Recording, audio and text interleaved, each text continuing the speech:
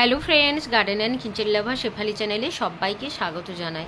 এটা আমার গ্রাউন্ডের একটি ছোট্ট বাগান, যেটা পশ্চিম দিকে রয়েছে। খুব একটা রোদ লাগে না, অল্প রোদ লাগে, তাতেও দেখুন কত পরিমাণে ফুল ফল সবজির গাছ রয়েছে। এখানে একটা নিম গাছ আমি বস্তার মধ্যে লাগিয়েছিলাম ছোট্ট একটা চারা এনে। আর এখানে রয়েছে আঙুরের গাছ, আতা গাছ।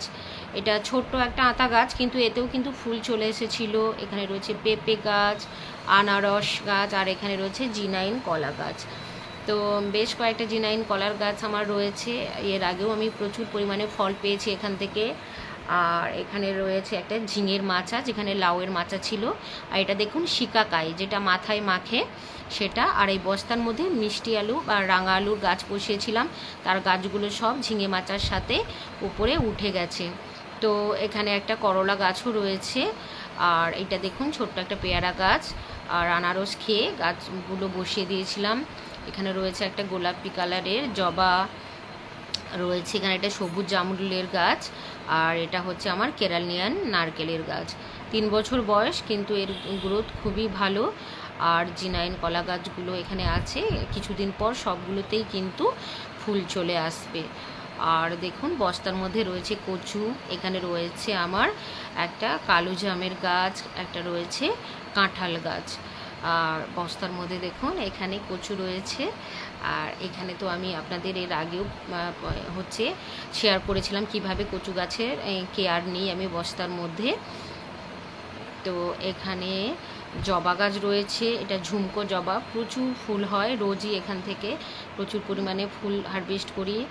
আর গ্রাউন্ডের যে বাগানটা সেটা দেখুন, এখানে রয়েছে আমার কেরালিয়ান খেজুরের গাছ।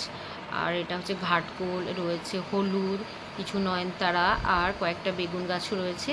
আর ছোট্ট ছোট পেঁপে গাছে কত পরিমাণে পেঁপে হয়েছে দেখুন, গাছ ভরে পেঁপে হয়েছে। শুধু আমি বাসি মার বা ভাতের ফ্যান এটা আমি এখানে দিই, আর অন্য কোনো কিছুই সার এখানে দেওয়া হয় না। বেশ কয়েকটা পেঁপে গাছ আছে, প্রচুর পরিমাণে পেঁপে হয়েছে।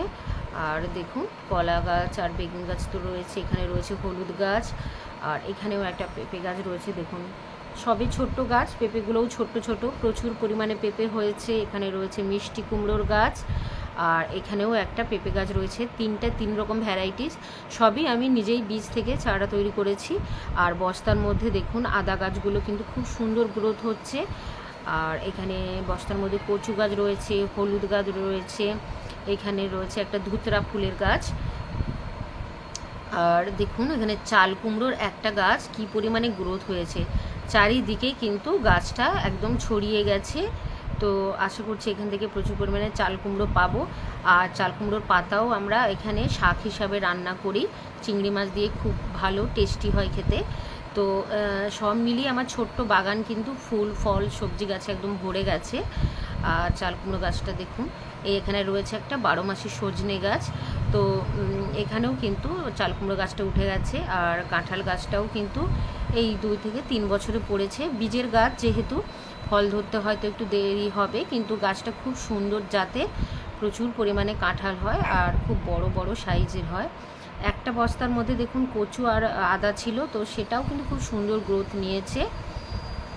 তো আপনারাও যদি এরকম ছোট্টখাটো জায়গা পড়ে থাকে, তো সবজি গাছ, ফুল ফলের গাছও বসাতে পারেন, যেগুলো কম আলোতেও কিন্তু খুব ভালোভাবে হয়। তো আমার ভিডিওটা কেমন লাগলো অবশ্যই কমেন্ট করে জানাবেন।